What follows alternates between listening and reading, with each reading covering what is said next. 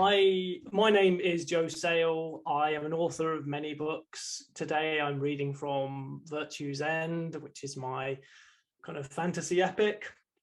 And it's also a poem, but please don't hold that against it. There's a little bit of context you need for this scene because I really wanted to read from a passage a bit later in the book, and you'll see why when I get to it. So the only context you need to know is the villain Isaac and the hero Horus have been fighting a battle, and the battle has taken the entire day. They've been fighting for a day, and now night is descending. And as night descends, obviously the forces of darkness become more powerful. And so we're at the moment of crisis where night has come. The other thing to say is this passage is about my father and dad. If you're watching, I love you very much. You're the best dad in the world. I've got the best mum in the world as well. She doesn't feature in this particular extract of the book. She does feature elsewhere. But so this one's for the dads today, and maybe it'll be for the mothers tomorrow. So without further ado, I shall get on and do some reading. This is from volume 6, canto 6 of Virtue's End. All was lost, all lost. We were beaten. The fall of night an omen dark as jet. The tide had turned against our cause, and I had only one more card to play. Father, please, now is your chance. But silence reigned after my plea. You see, Isaac whispered, it's over now. You fought a fight, I'll give you that. But now the Qliphoth will hold sway. Come, watch your dearest friend perish. I wheeled and saw the brilliant Thoth, whose cages, shaped from light, were now waning, themselves like moons eclipsed by something visible only by how it blocked the light.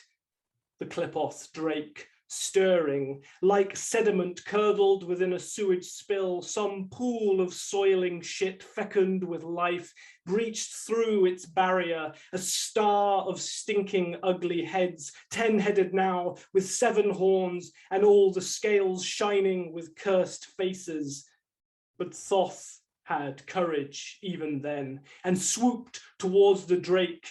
It breathed corrosive fire, melted Thoth's owl, which howled and screeched as it was burned. Dear Archimage, Thoth cried, and grief now falling through the violent air. But even as he hurtled down, he raised his warhammer, intending one last crushing blow. The dragon coiled and turned itself into circle, eating its own tail, and at its heart, a portal way that shimmered with the Qliphoth's black, and into that dark gulf Thoth fell. I screamed, could not process, as shells of deeper kind concealed within swarmed him like wolves upon a thorn.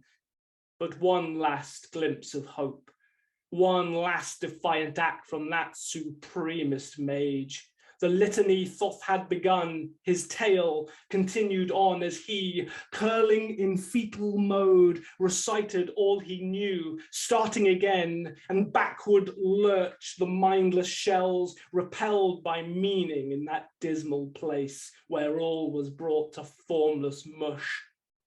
Immune to that Qliphoth, immune to their disease, spun into the endless void, eyes closed like one unborn, and never ceasing his defiant lines, trapped, surrounded on all sides, but never conquered nor beaten. He'd go on speaking, unyielding, until the final dregs of dimming time.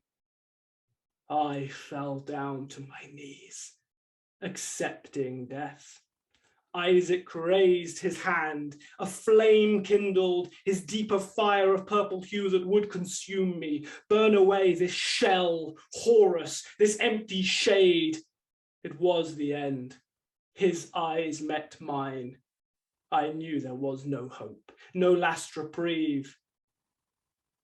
But then a dismal light appeared, so shocking to our enemies who blanched, confused, why night was broken by such gleaming rays. A chariot, full teamed by 9 bright steeds with flaming manes, cresting the hill. Upon its gilded seat, the Lord of Light, Hyperion, the sun in all his majesty, a blazing sphere that blinded troglodytes, more painful to their flesh and eyes than even blades or poisons touch. Impossible, the false one screamed. What is this trick? Illusions, heresies. Then even he, forced to recoil and throw himself into a dirty trench, the peeling scorch of heaven's orb scouring the plains and beating back the armies of that nihilistic mage. Hyperion, his face a grimmer mask than any Mempo forged in eastern isles, strained with effort to control, his steeds confused why they were backward leashed. The clouds conspired and earth trembled. Never had he broken law, never disobeyed his one eternal quest. But now, at virtue's end, he broke his vow. The sun was rising in the west. That's that extract. Thank you very much, everyone.